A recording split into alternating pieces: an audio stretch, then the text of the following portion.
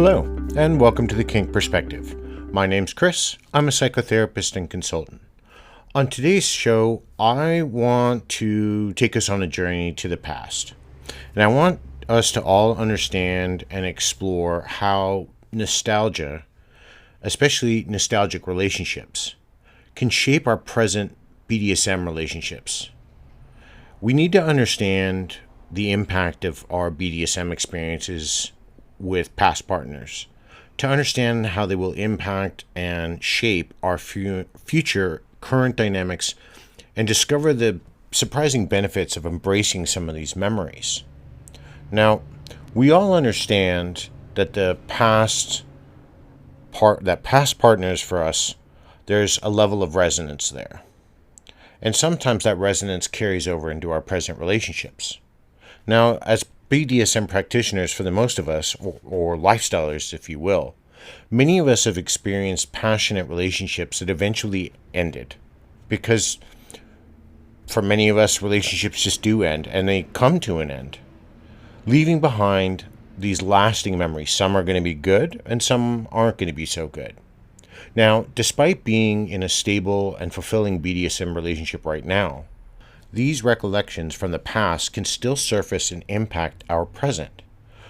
So today I really kind of want to dive into the concept of nostalgia and its intriguing influence on our BDSM relationships, especially the ones that we're in now or the ones that we may enter into the future.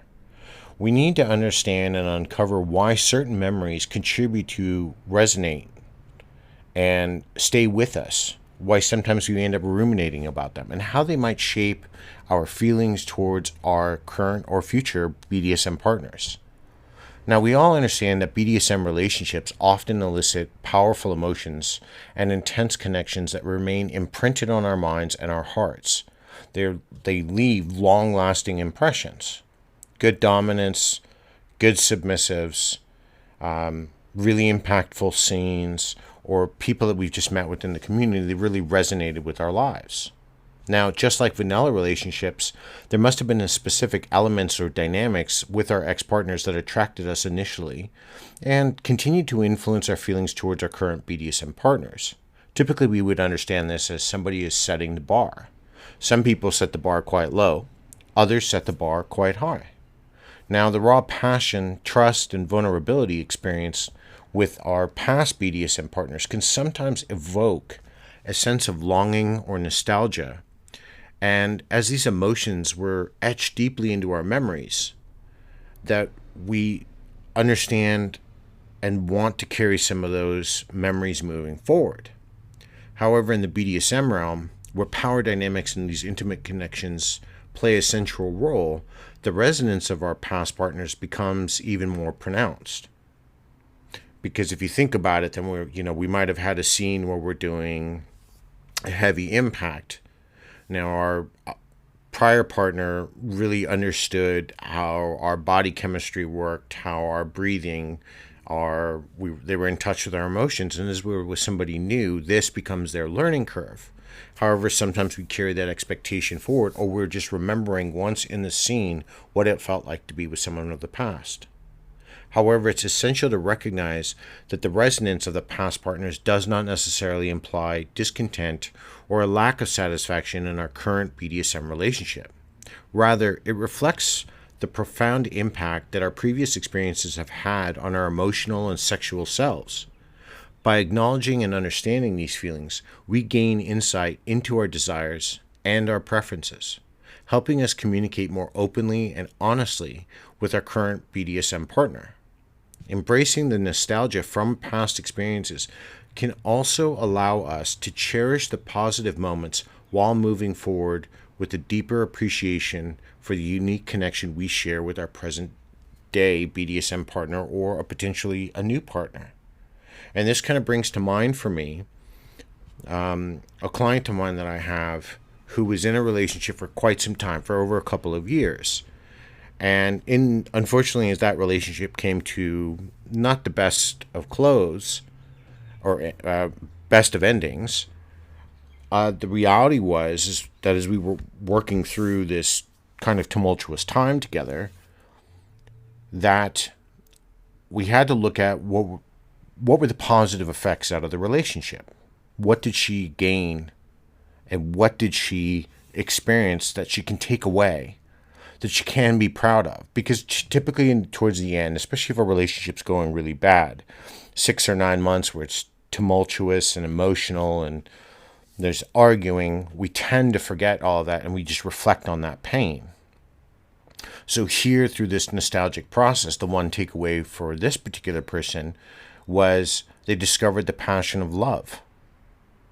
Now, that was a fleeting moment with that person they were with. However, they are now understanding they're capable of reaching this level of emotional connection with somebody else, something that had been profoundly restricted for them prior to this relationship. So moving forward, they are now understanding they can be open to this new concept of love and letting themselves be more vulnerable in relationships. Even if the past relationship wasn't so great, there are some still good takeaways. Now, as we all know, BDSM relationships are profound journeys of self-discovery and personal growth. And as we explore our past experiences and understand them, they provide us with an invaluable insights. And this is just like vanilla relationships. There must have been specific elements or dynamics that when we were involved with our ex-partners that attracted us initially and continue to influence our feelings towards future or current partners. They shape us that way because they leave that impact. And as we unveil the lessons learned from the past and how they contribute to our present BDSM identity, it allows us the growth as a person when we're transitioning, into out of our late teen years, so once we hit adulthood to our early adulthood, and maybe through, our 20s and 30s, when we start to really shape who we are and our identities. Now, we really understand BDSM relationships challenge us to explore our deepest desires and vulnerabilities, leading to transformative personal growth.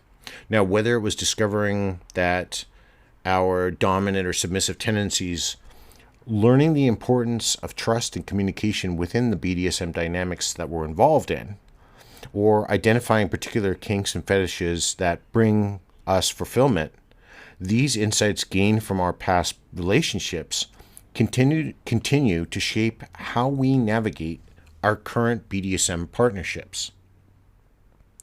Now, in the past, maybe we had somebody that really kind of brought us out of our shell and really kind of pushed us in a healthy way to explore some of the things we felt may have been even hard limits. So for me, for example, needle play. I'm not really into it, but I've had plenty of wonderful conversations about it. So while I've gained some new insight, not necessarily from a romantic partner, but from friendly partners, maybe moving forward in the future, taking that insight of what I've learned, I might be more open now and more receptive to the concept. So I can thank them for that. And I can be appreciative of that they brought me out of that shell. Now, that's just one extreme example. I don't want to hang on to that. But, you maybe talk about confinement or heavy impacts. Things that our partners worked on with us over time at a pace that we were both comfortable with that allowed us this room to grow into these areas. And that's really something that's truly important. Now, our past experiences become a valuable reference point, and they allow us to build upon what we've learned and refined and understand the preferences that we are seeking in the meaningful connections we build with our current or future BDSM partners. Moreover, past BDSM experiences teach us about the boundaries, consent, and the most important aspect of open communication in these intimate connections and relationships that we form. By reflecting on our past relationships, we can recognize the patterns and behaviors that contributed to either the successes or the challenges inside of those dynamics. Armed with this knowledge, we can approach our BDSM relationship with greater self-awareness and actively work towards fostering a healthy and satisfying connection with our partner, Rather than dwelling on the past, we can draw upon these lessons to create a stronger foundation for our current BDSM journey. Now, one thing we have to understand about this too is we have to also accept personal responsibility. This is one thing I work on heavily inside of my practice when I work with my clients. At any given moment in a relationship, we will all share fault. And it's important to understand that. And fault doesn't necessarily have to just come down to being a bad thing. It does provide us with an opportunity of growth. Unfortunately, if we were at fault and we hurt our partner and we can't recover from that for whatever reason, we can look back on the behavior that initially brought that upon and work to actively change that within inside of ourselves. Maybe that was us not being able to be communicative, or we restricted our feelings, or the myriad of other things that we tend to do inside of relationships that sometimes we want to neglect and say, oh, well, that wasn't my responsibility. We all share a current responsibility inside of a relationship. I've said this before, I will constantly say it again in the future. Relationships are a two-way street. They're not a bike path. You will never not have some level of fault inside of a relationship, no matter how small it is. And I give an example often, and it tends to be controversial. But even inside of acts of infidelity, there is shared fault, regardless of the percentage that there is. The other person could be 99.9%, but we carry a fault upon ourselves, and that might be difficult to hear, but it's true. We don't understand about the things like neglect. Can we learn from that? Yes. Do we leave that partner because we no longer trust them? Absolutely. Our partner did betray us. But what joint actions led the relationship in that direction? Did we not recognize our partner was already having these proclivities and we just dismissed it?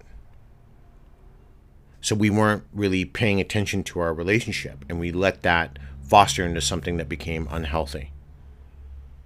So yes, unfortunately, depending on the circumstances, we all carry a shared responsibility. And sometimes it's hard to accept and it's hard to understand. And I'm sure there's going to be people out there that are going to shake their heads and say, no, you're wrong, but I'm not. And that's the hardest part to reconcile. We really have to understand what personal responsibility is. I don't want to get too far off track and just kind of focus on that.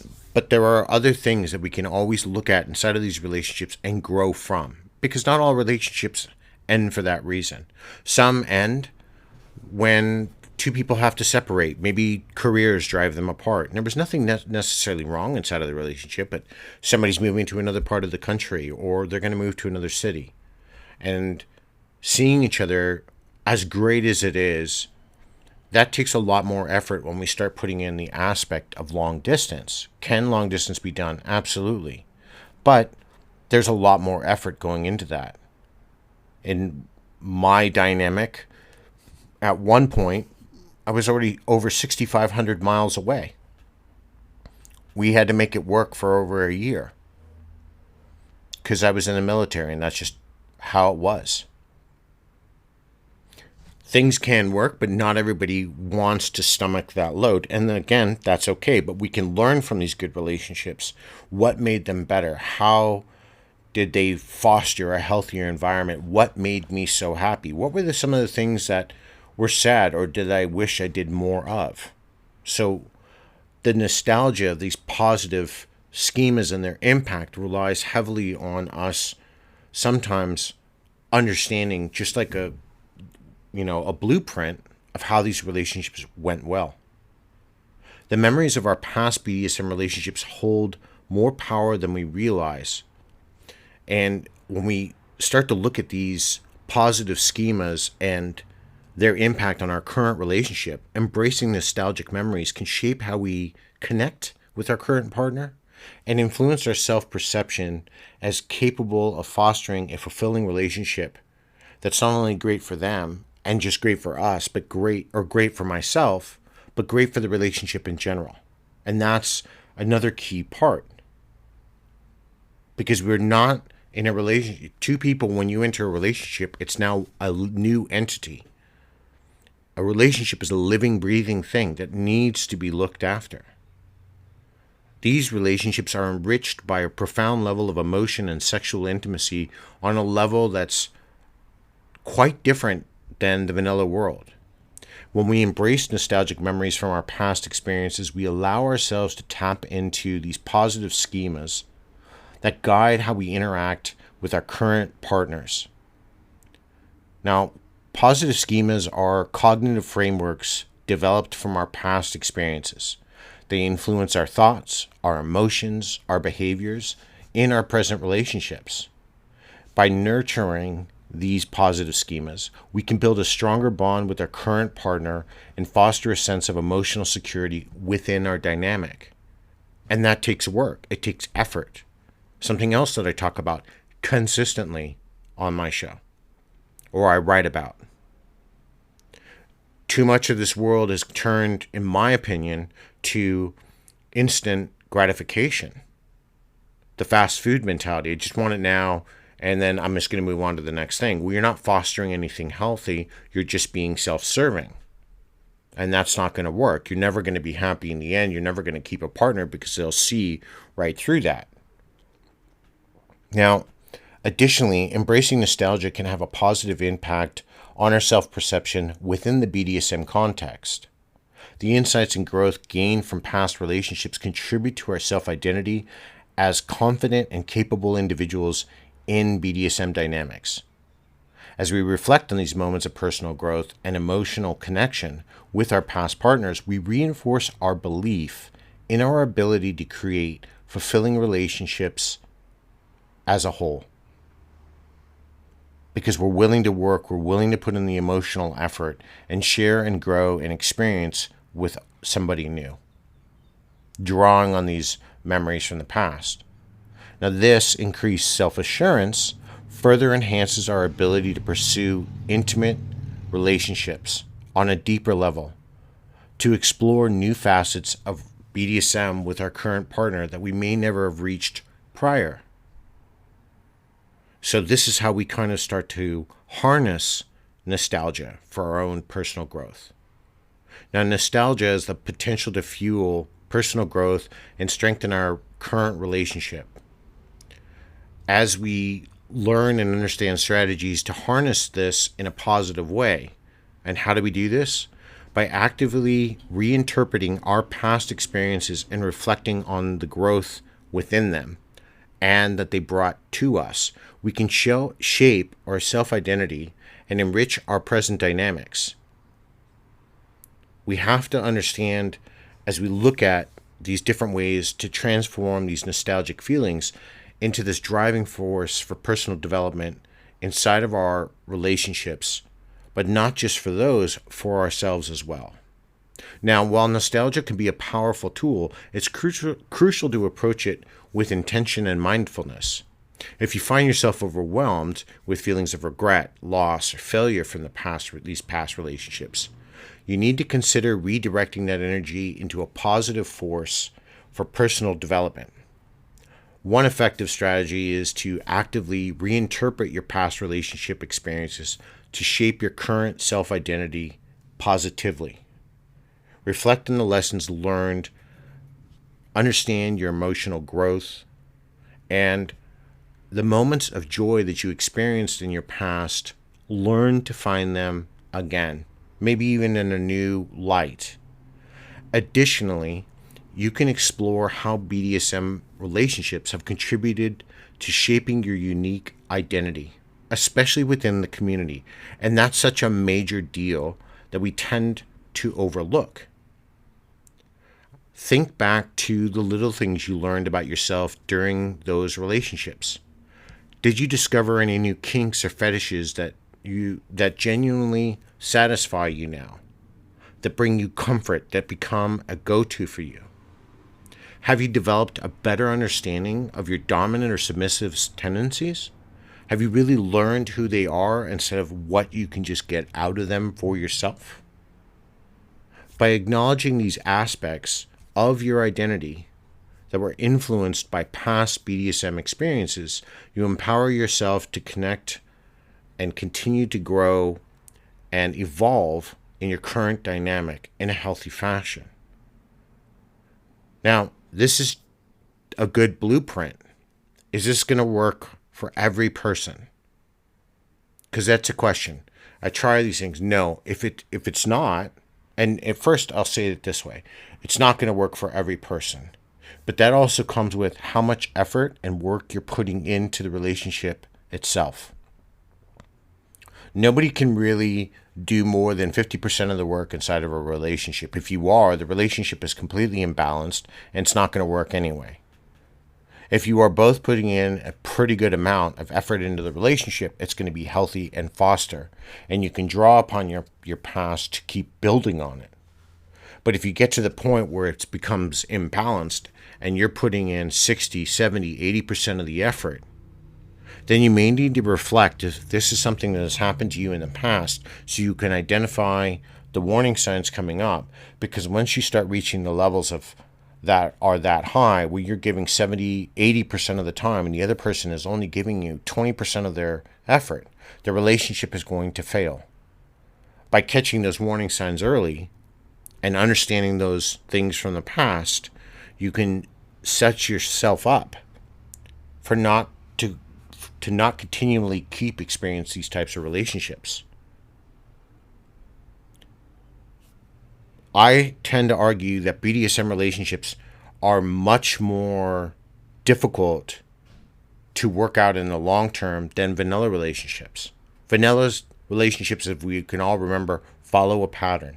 We meet somebody, we're interested, we maybe ask them out, we talk, we Skype maybe, or we're texting a lot, or FaceTiming, whatever the case may be, and that develops over months, and we go from there. BDSM relationships, we have to also understand, depending on our roles, how those roles are going to affect us, how the interplay dynamics are going to come in. So there's a lot more of a build to it. Again, this is more in my opinion of it. So there's a lot that surrounds nostalgia and its benefits. The lessons from our past, like history, can help us prevent the same mistakes or help us repeat good moments for the future. I know that this is a profound influence of nostalgia that I'm talking about. Understanding that our past BDSM experiences leave this lasting mark, help us direct us in forming connections with our current partners and understanding ourselves within the context of BDSM and how important that is. It is okay to embrace the nostalgic aspects of our past and create these deeper bonds with our current or future partners, strengthen our personal growth, and navigate our journey inside of the lifestyle with a new found sense of self-awareness. So the next time nostalgia knocks at your door, don't shy away from it. Open the door with curiosity and let it enrich your future self, especially within the context of the lifestyle. I know, this may be something that we think about or don't think about quite often, but I think this is something that's powerful because we all harbor these memories in our past, and that's okay. So, again, up on social media, I'm gonna put up a question about, do the nostalgic memories of your past influence your behavior, or have any influence of your current dynamics at all? I really want to hear from you and listen to what get some feedback from what people have to say about this, because we can't run from our past. Those memories are trapped with us forever. They're inside of us. They're locked away. And short of going in with like a laser cutter and taking away that part of our brain, we're never going to get rid of those memories, good or bad. We just have to learn how to work through them and how they can help us for the future. If you follow me on Spotify through the app, please rate me 5 stars so others can find me. Yes, sadly, I'm still working on my book at it. It takes a while. I'm quite busy on a lot of projects, but that will be done. But yeah, let me know what you think about this episode today. It's a little bit different. It's a little bit outside the realm, and I really want to hear about past experiences. Some of mine have really riveted the way I shape my future dynamics. I've had bad partners that really just guided me into telling me what I know is going to be healthier versus what's unhealthy. And understanding good partners and appreciating them more. Even when those good partners couldn't work out for whatever reason. Then I learned from them how to pick the next good partner that is, or where I'm currently at, which is great and happy. Until next time, everybody, be safe, stay king.